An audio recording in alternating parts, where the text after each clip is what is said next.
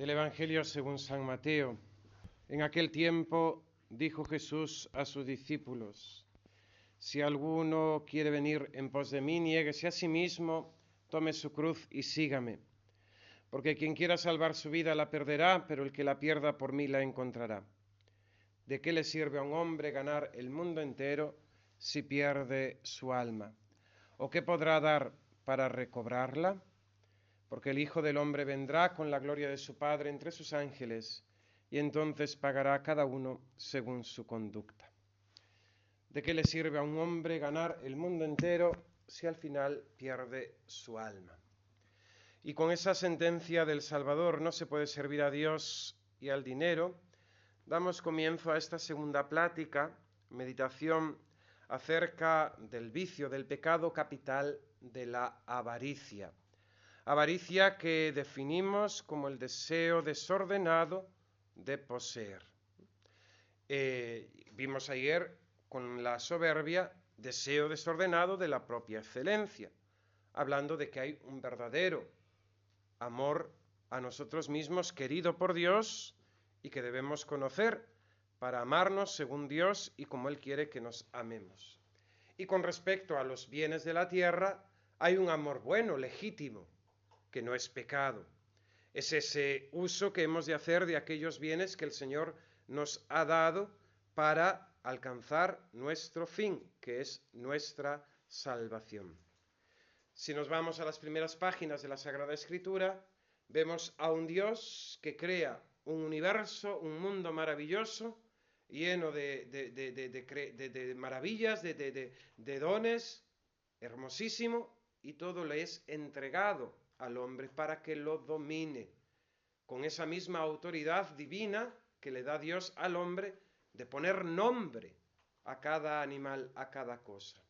Dios entrega al hombre su creación para que el hombre, sirviéndose de ella, alcance su fin.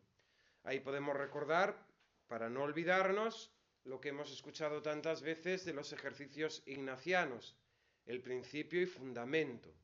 ¿Para qué ha sido criado el hombre? El hombre ha sido criado para conocer, servir y amar a Dios nuestro Señor en esta vida y mediante esto salvar nuestra alma.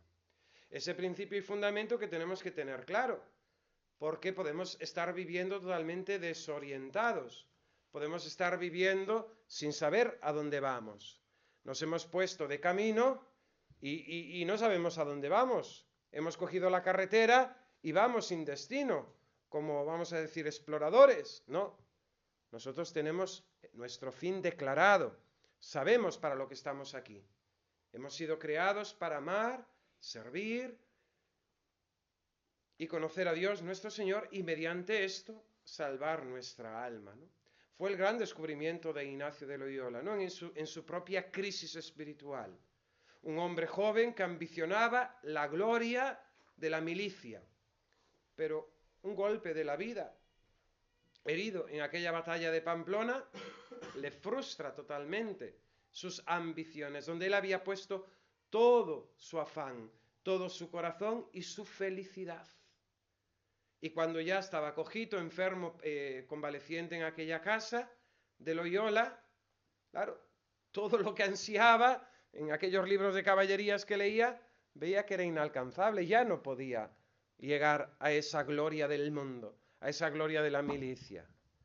Y Dios se sirvió de ese golpe de la vida, de ese bofetón en toda la cara, para que Ignacio se convirtiera en San Ignacio, descubriendo cuál era el sentido de su existencia: conocer, amar, servir a Dios y mediante esto salvar nuestra alma, ¿no? Hemos de tener esto muy presente, ¿no? Nuestra única preocupación ha de ser agradar a Dios y salvarnos. Agradar a Dios y salvarnos. Es exigencia de ese primer mandamiento: amar a Dios sobre todas las cosas. Amar a Dios y que se caiga el mundo. Amar a Dios y que se caiga el mundo. Que se caigan amistades, que se caigan bienes materiales, lo que sea. Pero que nada me prive de agradar a Dios, de cumplir con la vocación que Él me ha dado y de salvarme. y de salvarme. Ojalá tuviésemos esto tan presente, ojalá nuestro corazón estuviese este deseo y esta inquietud viva, porque experimentamos una y otra vez cómo nos volvemos hacia las criaturas, ¿no? Hay un amor legítimo a las cosas, a los bienes de la tierra, y no es malo. Debemos y podemos fomentarlo, ¿no? Sobre todo también en esta generación nueva de gente nini, que ni quieren estudiar, ni quieren trabajar y solamente quieren vivir de las subvenciones. Quieren que venga el dinerito para gastar en sus vicios, pero no quieren dar un palo al agua, ¿no? No quieren trabajar, ¿no? Hay un amor legítimo a las cosas y es necesario educar y formar, ¿no? Sobre todo aquellos que sois padres, que tenéis hijos, hay que educar en el trabajo, en el esfuerzo, porque es bueno, ¿no? Desde muy pequeños, la tarea de colaborar en las cositas de casa, ¿no? Para que vaya una educación en el esfuerzo, en el trabajo, ¿no? Es agradecimiento ante los dones de Dios, ¿no? Y todos los días debemos dar gracias a Dios por el pan nuestro de cada día que nos da, por darnos fuerzas para poder trabajar y ganar nuestro sustento, por todas las maravillas que el Señor ha creado, ¿no? Y que nos sirven para poder sobrevivir y cumplir con nuestra misión. Hemos de conservarlas y aumentarlas, ¿no? Aquello que hemos adquirido con el esfuerzo del trabajo, aquello que hemos recibido de nuestros mayores, no podemos despilfarrarlo, sino que hemos de conservarlo y hemos de aumentarlo siempre dentro de los justos límites, ¿no? No solo no es pecado, sino que es laudable, ¿no? Dice aquí, bien, siervo bueno y fiel, has sido fiel en lo poco, recibe el premio de mucho, ¿no? La parábola de los talentos, ¿no? ¿Qué talentos he recibido? ¿Cómo los estoy conservando? ¿Cómo los estoy haciendo producir? Porque se me pedirá cuenta. Y al que más se le da, más se le exigirá, ¿no? Los bienes de la tierra son buenas en cuanto que nos ayudan a remediar nuestras necesidades, ¿no? No somos espíritus, ¿no? Somos espíritus con cuerpo, alma con cuerpo. Y nuestro cuerpo tiene unas necesidades de alimentación, de descanso, de cierto bienestar, confort. Mediante el trabajo, mediante los bienes materiales, podemos solventarlos. Lógicamente no vivimos solos, tenemos a nuestro cargo pues nuestra familia. Hemos de trabajar también para sostenernos y sostenerlos, ¿no? Para sacarlos adelante, para darle lo necesario para que puedan, pues eso, adquirir unos estudios, un trabajo, etcétera, ¿no? Pero atención también, que tenemos unos prójimos a los que podemos ayudar, ¿no? Porque por diversas realidades o circunstancias hay prójimos que no tienen para poder solventar lo necesario ni para ellos ni para su familia, ¿no? Y no porque no quieran. Pues vemos personas que sufren enfermedad. Es cierto que ahora, pues en el estado moderno, ¿no? Del bienestar, entre comillas, pues hay todo el tema pues, de una cierta subvención de todas esas realidades que en definitiva sale de nosotros, ¿no?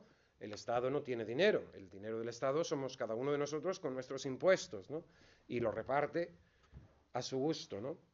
Pero siempre tenemos esa necesidad, ¿no? de satisfacer o de ayudar a aquel prójimo que tiene menos o que no puede, ya sea por la enfermedad, ya sea por las circunstancias de la vida, ¿no?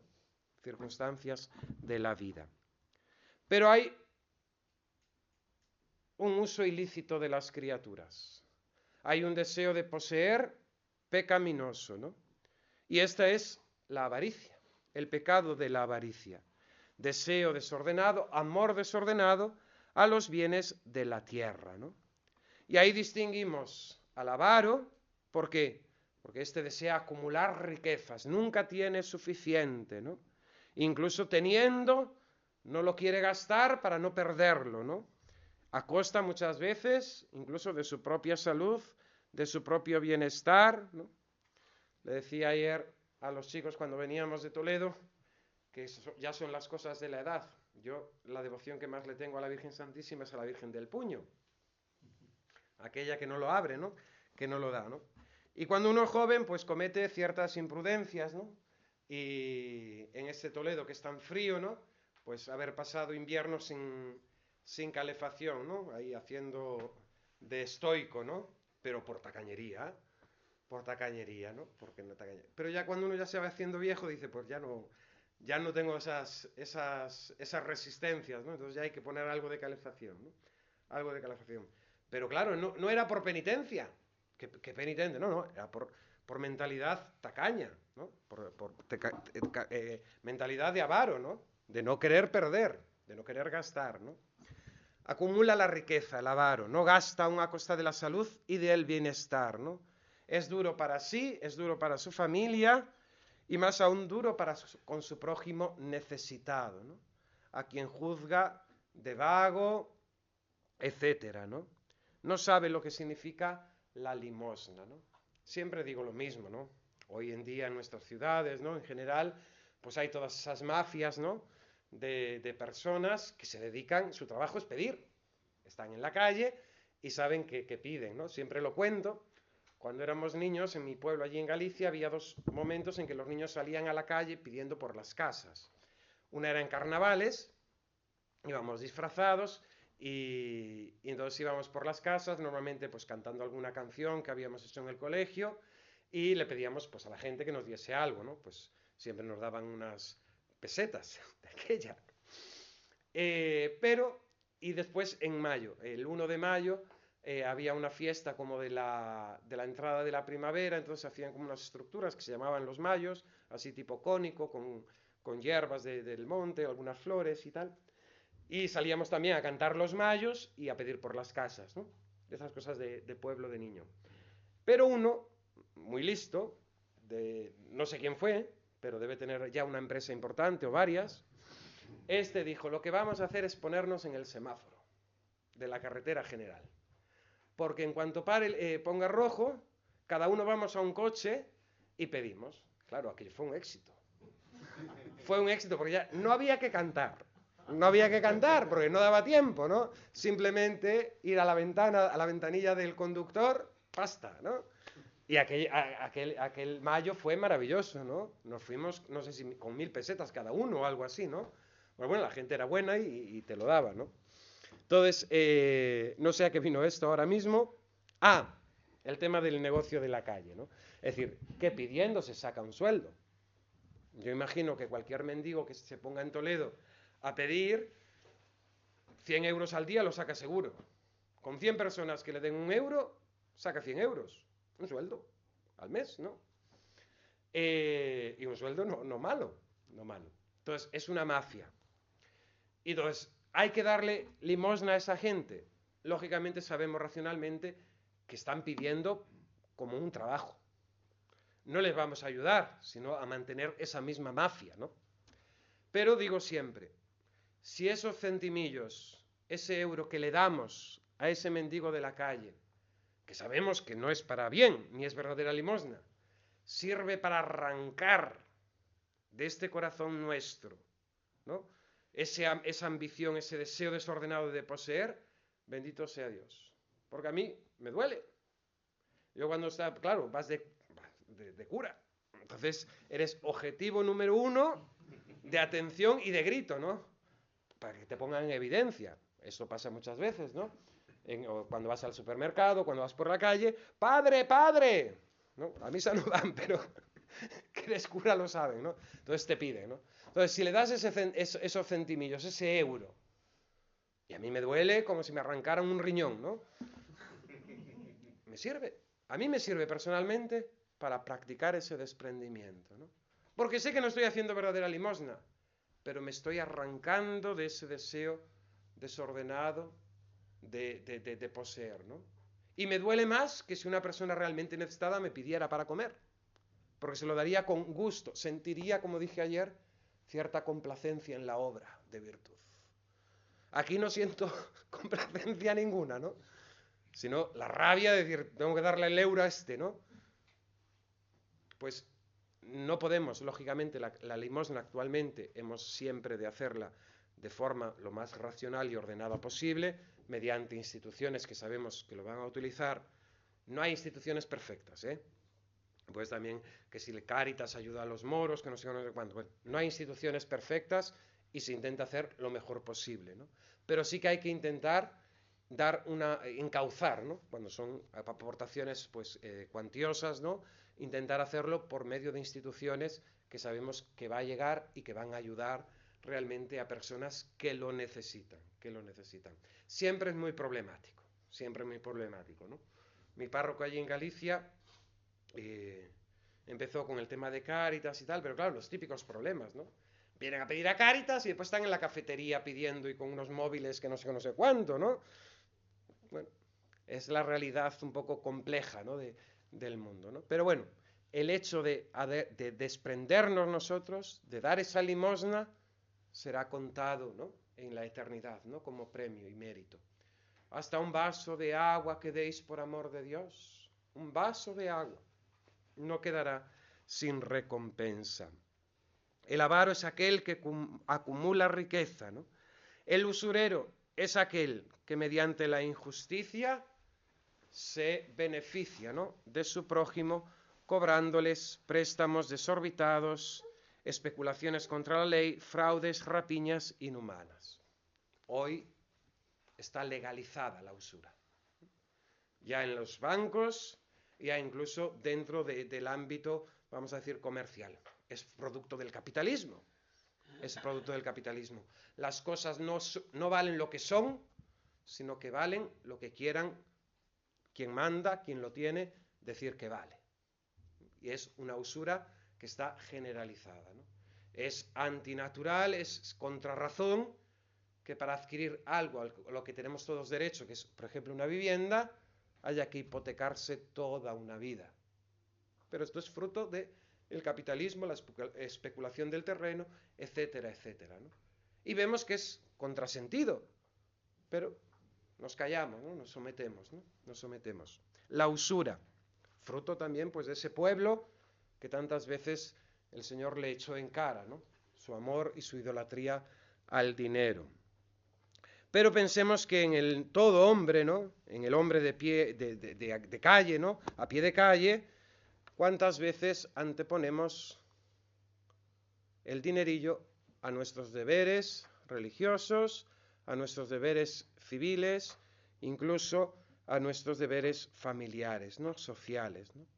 Ciframos nuestra felicidad en los bienes de la tierra, ¿no? En los bienes de la tierra. Teniendo pues esa preocupación, ¿no? Por acumular, por tener, por aumentar, ¿no? Es una esclavitud, la esclavitud del dinero, ¿no? Aunque no le llamemos usura, aunque no le llamemos avaricia, ¿no? Pero es una enfermedad que llevamos todos dentro. Ese deseo, porque necesitamos esa seguridad, tener ese respaldito. Una señora, la timaron tremendamente, ¿no? 30 millones de pesetas. Un timo que se hizo en España, en Toledo concretamente, y vino una señora de Albacete y les dijo que les iba a dar el 50% de lo prestado. Entonces le dio medio millón de pesetas, 3.000 euros, y a los 15 días vino y le dio 6.000 euros. Entonces la persona dijo, si le he dado 500.000 pesetas, 3.000 euros y me ha dado 6.000, le voy a dar todo lo que tengo, porque se me duplica en 15 días, ¿no? Y le entregó sin papel ninguno 30 millones de pesetas. Nada, fueron a juicio, aquello fue un timo tal, esta persona y muchas otras ahí en Toledo. Después hicieron el juicio, varias personas denuncia junta y tal, y en la declaración a la que la acompañé yo, decía esta persona, claro, yo tenía un respaldito para la vida, ¿no? Era el respaldito, es decir, esa seguridad que necesitamos, ¿no? Porque no dejamos de ser materiales, ¿no? Y necesitamos tener los pies sobre firme, ¿no? No podemos estar viviendo. Pero dentro de un justo sentido tenemos derecho al respaldito, pero también, lógicamente, con ese corazón desprendido, ¿no? Con ese corazón desprendido. Porque hay ricos con corazón de pobre y hay pobres con corazón de rico, ¿no? Lo dice Madre Teresa. Cuenta una anécdota, ¿no? En uno de sus comedores, que había un pobre que iba a comer y cuando le servían la comida, sacaba de su bolsillo una cucharilla de estaño mala, pero la tenía envuelta en un pañito, imaginaros, entonces la sacaba casi como en una ceremonia y se ponía a comer, terminaba de comer, la limpiaba allí como podía y la volvía a guardar, ¿no? Era su tesoro. No tenía más que aquella cuchara de estaño, no valía nada, pero era su tesoro, había hecho de ello su tesoro, su riqueza. Y Madre Teresa observó una vez, ¿no?, que otro mendigo, otro pobre, que no tenía ni cuchara, porque siempre hay alguien que es más pobre que uno, le pidió la cuchara, ¿no? Y aquel pobre se enojó tremendamente, ¿no? ¿Cómo se atrevía a pedirle su cuchara? Era suya. Era un pobre con corazón de rico. Solamente tenía la cuchara, pero había hecho de aquella cuchara su Dios, ¿no? Y ha habido ricos con corazón de pobres, ¿no?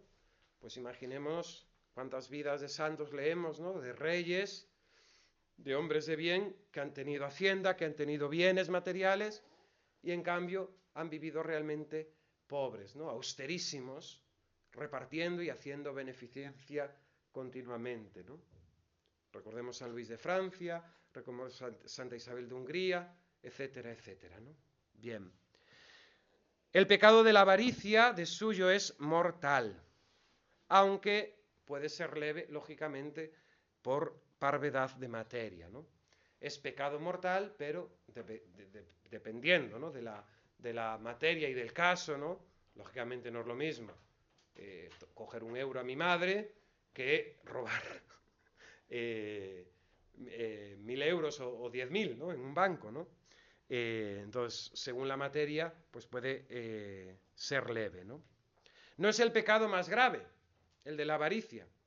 Dijimos ayer que el pecado de la soberbia es gravísimo porque va directamente contra Dios. La soberbia nos lleva a querer ser dioses sin Dios y en contra de Dios, ¿no? En contra de Dios y sin Dios. La avaricia no ataca a Dios directamente, pero sin duda es el más peligroso. ¿Por qué? Porque las riquezas, los bienes de la tierra, vienen a ocupar el lugar de Dios en nuestro corazón. No es el más grave, pero atención, es el más peligroso. Borra el recuerdo de Dios y es difícil de corregir. El pecado de la avaricia encierra una desconfianza en esta verdad de fe que es la providencia de Dios, ¿no? Este Dios que dice Jesús en el Evangelio, viste a los lirios del campo y alimenta a las aves del cielo. Este Dios que provee de cuanto necesitamos, ¿no? Lógicamente con nuestra cooperación, ¿no? La fe en la providencia divina no es descuido, no es, vamos a decir, imprudencia, pero sí un cierto sano equilibrio de buscar lo importante, que es el reino de Dios, y todo lo demás se nos dará por añadidura, ¿no? En definitiva, esta meditación de la avaricia nos invita a preguntarnos dónde está nuestro corazón. Porque Jesús nos dice en el Evangelio, allí donde está tu tesoro, allí está tu corazón. ¿Dónde tenemos nosotros nuestro tesoro? ¿En el banco? ¿En la caja fuerte? ¿Debajo del colchón? ¿O en Dios nuestro Señor en el cielo, ¿no? En el cielo. La avaricia es fuente de muchos otros pecados, ¿no? Dice el apóstol San Pablo en la carta a Timoteo, los que quieren enriquecerse caen en tentaciones, lazos y muchas codicias locas. Caen en tentaciones, lazos y muchas codicias locas. Hunden a los hombres en la perdición y la ruina, porque la raíz de todos los males es la avaricia. Por la avaricia se cometen muchos pecados. Primero, en la intención. ¿Por qué? Porque se desean riquezas, ¿para qué? Para el placer, para el goce, para la molicie, etcétera, ¿no? Entonces, ahí ya se peca de intención. Se peca también en la adquisición de esas riquezas, ¿no? Pues muchos ya sin escrúpulo utilizan todos los medios posibles, lícitos e ilícitos, dañando los derechos del prójimo, de la propia vida, de aquellos que están bajo uno. Se adquieren sacrificando muchas veces la conciencia, las leyes, el honor, ¿no? Cuántas desgracias seducidas por este cebo maligno, ¿no? Cuántas familias deshonradas y arruinadas. Y con la palabra negocio se quiere paliar lo que a veces es un crimen, ¿no? Lo que a veces es un crimen. Se peca en la intención, se peca en la adquisición, se peca también al conservarlas, ¿no? Se gastan con dolor, tacañería, se endurece el corazón. Por no gastar incluso se deja morir a los hijos de hambre, ¿no? Es un poco exagerado, pero por lograr una peseta se pisotea la sensibilidad cristiana. En el campo de la acción del adinerado es generalmente la inmortificación, la sensualidad. Todo lo precisa para alimentar su lujuria, para comprar la honra de muchos seres desgraciados, para buscar su placer. Poder dominador del dinero, ¿no? Ante él todo cede, ¿no? Ante él todo cede. Y por eso, para el avaro no hay nunca buena fe, buena conciencia, no hay honor. Crea una inquietud constante el conservarlas. Cuando no tenías dinero dormías tranquilo, ahora traición e incluso crimen, ¿no? Y ahí está el ejemplo de Judas, ¿no? Que por avaricia, porque era un ladrón, vendió al Señor por 30 monedas de plata. Olvido de Dios y del destino eterno, ¿no? Los ricos piensan que con el dinero lo pueden comprar todo. No necesitan a Dios, ¿no? Y en cuanto, recuerdo una frase de un artículo, estudiando teología, ¿no? Que decía algo así, ¿no? En cuanto crece la mendicidad del hombre, crece su necesidad de Dios. En cuanto el hombre tiene todas sus realidades satisfechas, se olvida de Dios. Pues es cierto. Cuando lo tenemos todo, Dios es un apéndice, incluso si queremos decir de los más piadosos, ¿no? Pero lo vemos hoy en nuestro día, ¿no? Una sociedad totalmente de bienestar, donde gracias a Dios casi todo el mundo tiene acceso a lo básico y necesario para la vida. Dios no hace falta, porque pensamos que lo podemos comprar todo, ¿no? Claro, hasta que vienen los golpes de la vida. Cuando fue el tema este del coronavirus, salió un artículo, ¿no? Una entrevista de una señora de Estados Unidos que había muerto su padre, de estas personas más ricas del mundo, y decía, ¿no? que a pesar de que su padre, pues eso, era una de las personas más ricas del mundo, no tuvo remedio para la muerte, ¿no?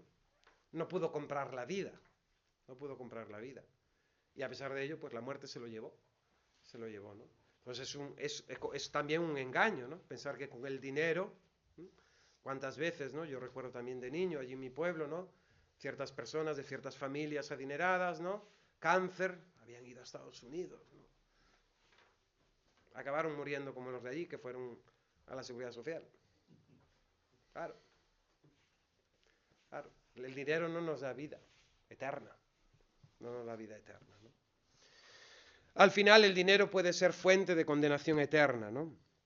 Dice Jesús en el Evangelio, es más difícil que se salve un rico, ¿no? Que entre en el reino de los cielos un rico, que pase por el agujero de una aguja un camello, ¿no? No el animal, sino ese hilo grueso que existía en el tiempo. Pero la imposibilidad es la misma, ¿eh? La del hilo como la del camello que pase por el agujero de la aguja. Es la misma, ¿no? Es tan difícil, ¿no? Porque lleva al olvido de Dios. Para aquel que se deja llevar por la avaricia, le parece como imposible, ¿no? No dejar de trabajar los días santos, dar limosna, perder, ¿no? Ese dinero, ¿no? Cuando podían ser adquiridos por medio de una mentira, un engaño, un pleito fácil. Hemos de recordar a Judas, vendió al Señor por 30 monedas. Hemos de recordar la parábola del rico Epulón y del pobre Lázaro. Hemos de recordar, ¿no?, a Jesús, que nos enseña, ¿no?, mediante la parábola del administrador infiel, ¿no?, a ser astutos, ¿no?, para las cosas de Dios, ¿no? Ay de vosotros los ricos, dice Jesús en aquellos ayes, ¿no?, de las bienaventuranzas de San Lucas. Ay de vosotros los ricos, porque ya habéis recibido vuestra recompensa, ¿no?, vuestra recompensa.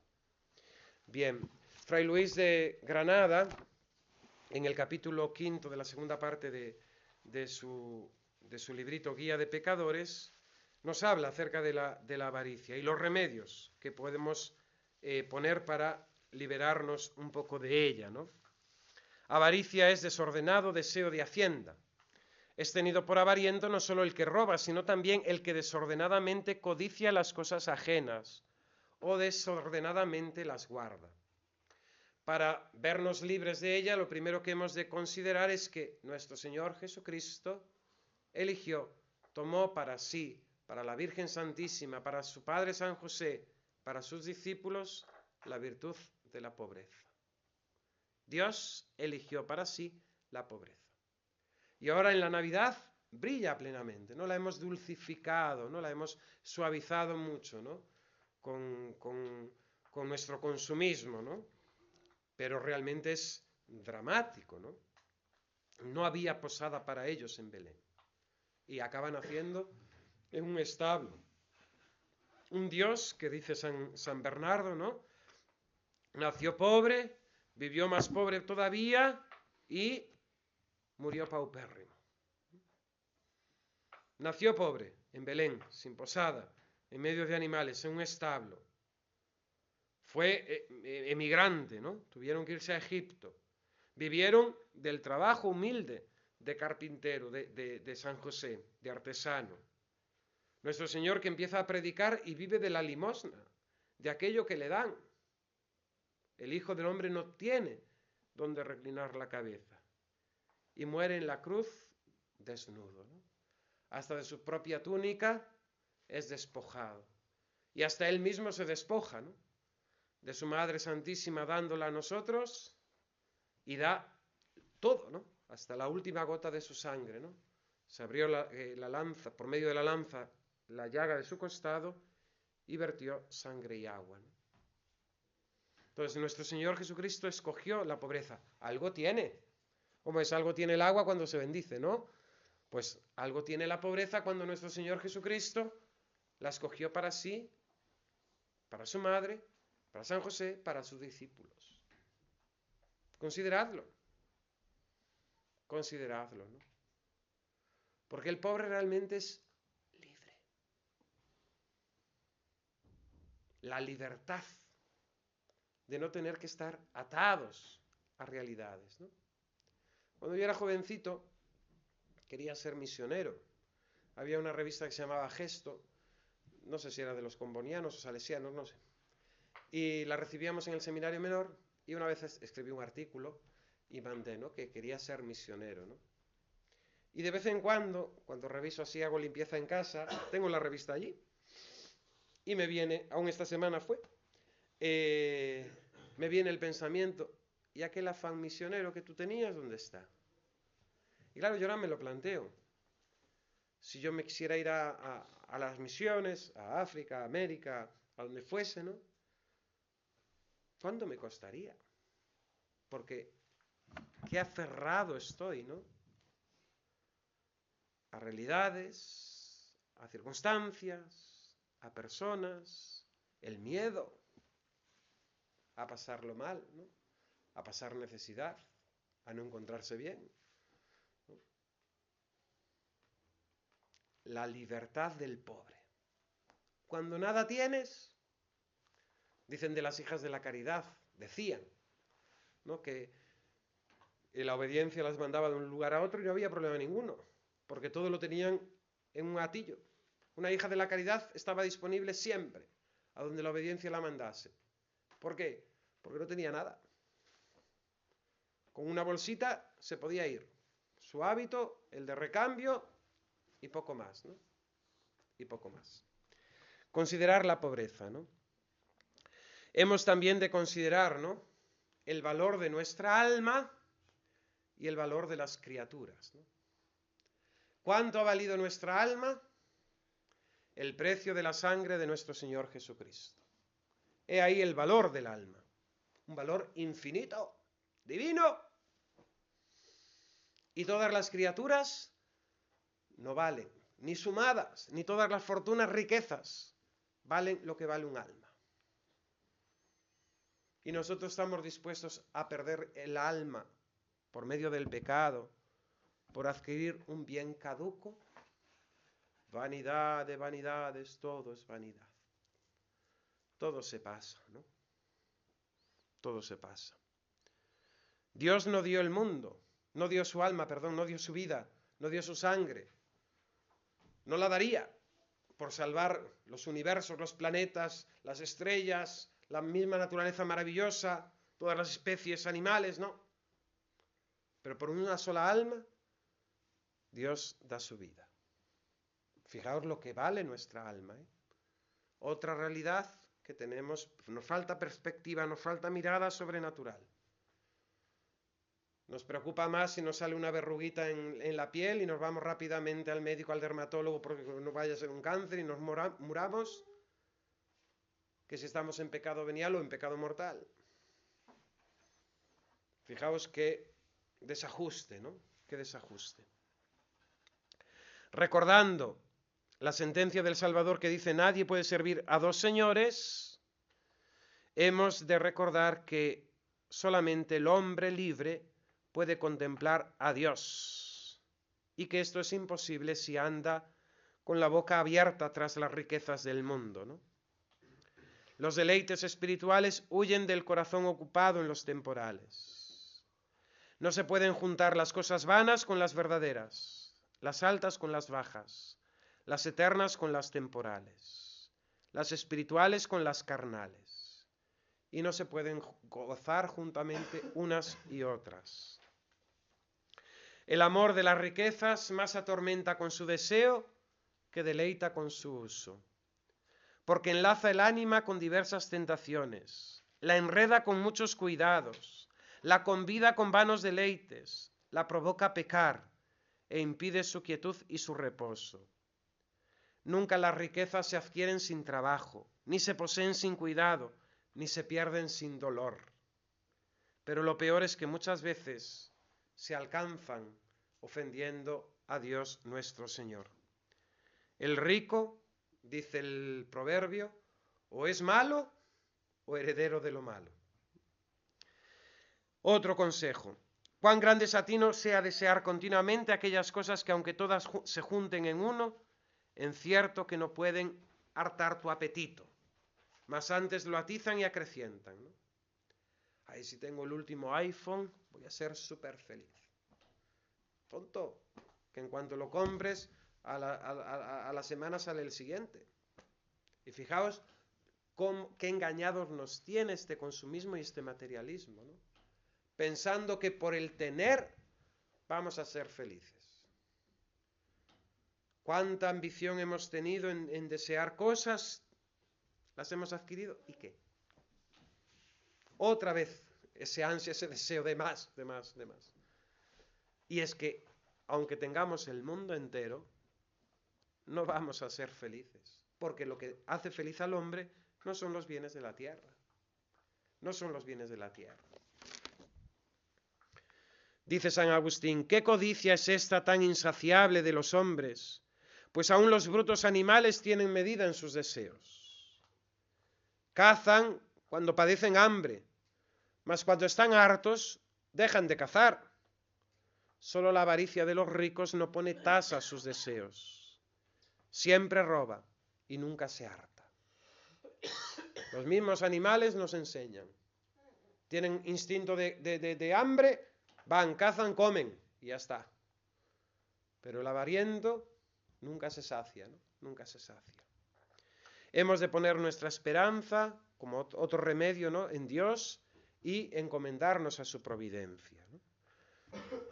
A Dios rogando y con el mazo dando. No podemos caer tampoco en esa actitud, ¿no? Vamos a decir, de un quietismo no espiritual, sino en ese sentido un quietismo, decir, lo de hoy, ¿no? De muchos, ¿no? Que me venga planchado. No, Dios nos ha dado fuerzas, nos ha dado el mandato de trabajar, cultivar la tierra, ¿no? Pero con esa tranquilidad, con ese sosiego, ¿no? Los clásicos decían que la virtud está en el medio, ¿no? No en los extremos.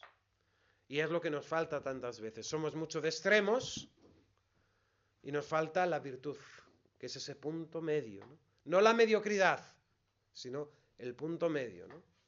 El punto medio. Hemos de preguntarnos también, como remedio contra la avaricia, ¿para quién amontonamos tantas riquezas, ¿no? Porque desnudos vinimos al mundo y desnudos vamos a salir de él. No se ha visto nunca que detrás del coche de la funeraria vaya el camión de las mudanzas. Todo se queda aquí. Todo. Me llamaba a mí la atención de pequeño el tema de los dientes de oro. Ahora ya no se ven, ¿no? Pero antes, con el tema de los dentistas, se ponían ciertas fundas de oro y plata, ¿no? Los que tenían más las ponían de oro, brillaba el oro aquí, o la plata, ¿no? Pero cuando se morían, yo recuerdo de niño que decía mi abuela, es que no lo pueden llevar puesto. Claro. No entendía yo el valor del oro y la plata, ¿no? Claro, porque era oro y plata. No lo podían llevar, claro, porque ¿para qué lo van a llevar para el pudridero? No, había que sacárselo, ¿no? Entonces se le sacaba, ¿no? Ni los dientes postizos nos dejan, ¿no? Cuando nos morimos. ¿Para qué? Entonces tanta preocupación, tanta ambición, ¿no? Y pensemos cuántos problemas da el dejarlos. Es para mis hijos. Para mis hijos. ¿Cuántos problemas dan las herencias? Que muchas veces dejando bienes lo único que dejamos son problemas. A los hijos la única herencia más importante que hay que dejarles es la fe. Y con respecto a los bienes materiales, darle lo básico, principal, para que puedan arreglárselas, para que puedan salir adelante. Pero no penséis que por dejar mucho a vuestros hijos van a rezar mucho más por vosotros. Padre, me dijo una vez una señora, estoy totalmente disgustada porque mi hijo ha cambiado muchísimo. No reconozco a mi hijo. Le he dado todo. Y es totalmente desagradecido, un tirano. Claro, es que usted lo que ha criado es un cerdo. Yo tuve cerdo, en mi casa había cerdo. Éramos una familia humilde, mi padre era albañil, y en Galicia pues se tiene mucho de esto de un huertito para tener pues las patatas, las hortalizas, tal, y algún animal, típico las gallinas, el cerdito, la matanza por San Martiño. Por los San Martiño mátase o porquiño. Y el cerdo es la cosa más agradecida en el sentido de lo que le das lo come, pero es desagradecido. No sabe decir gracias. El cerdito hace nada más. Muchas veces criamos a nuestros hijos con buena intención, no estoy jugando la intención, pero como cerditos. Pensando que dándoles todo, les estamos haciendo un bien y le estamos haciendo un mal fatal. Estamos en una sociedad del bienestar. Dios quiera que nos veamos libres de desgracias. Pero como venga una desgracia, como venga una carencia, como la historia de una vuelta, nos matamos unos a otros, Nos matamos unos a otros. Porque estamos totalmente consentidos en todo, no estamos acostumbrados a pasar necesidad ninguna de nada. Y en este reino, ¿no? del egoísmo, nos devoramos. Nos devoramos, ¿no? Lo de la película esa, ¿no? De la nieve, ¿no? Que se acaban comiéndose la carne de unos. Pues aquí nos acabaremos matando y comiendo unos a los otros. Atención los que educáis, los que tenéis hijos. No es bueno. Educa más el no que el sí. Educa más el no que el sí. Y además, ese no argumentado. No tienes necesidad. No sirve. Más adelante. Esfuérzate para conseguirlo. Aunque yo puedo pagártelo.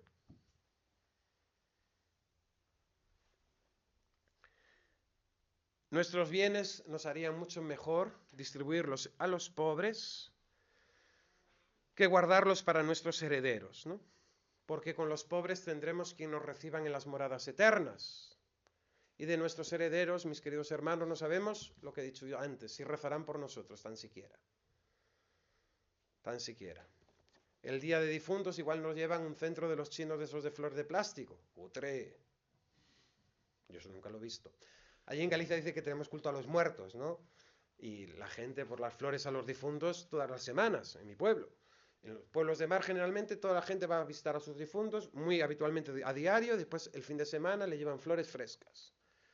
Cuando yo llego a donde estoy ahora y veo que en difuntos ponen centros de flores plásticas, de esas matas de €1 de los chinos, oh, madre. Y había una que tenía mucho. Y se murió, se murió el marido. Y dice, padre, lo que estamos ahorrando desde que se ha muerto. Madre santa, madre santa. Si te vas a morir tú también, bonita. Lo que estaban ahorrando desde que se había muerto el viejo. La viuda. Bien. San Basilio. De los pobres es el pan que tú encierras. De los desnudos el vestido que tú escondes. De los miserables el dinero que tú entierras, ¿no? San Juan Crisóstomo tiene sermones fortísimos contra la avaricia, ¿no? Dice, cuando tú le das a un pobre para comer, cuando tú le das a un pobre para vestir, cuando tú le das a un pobre para que tenga una casa, no te creas que estás haciendo limosna, estás haciendo justicia, porque le estás dando aquello que le pertenece. Los pobres que voluntariamente son pobres son semejantes a Cristo, que siendo rico por nosotros se hizo pobre.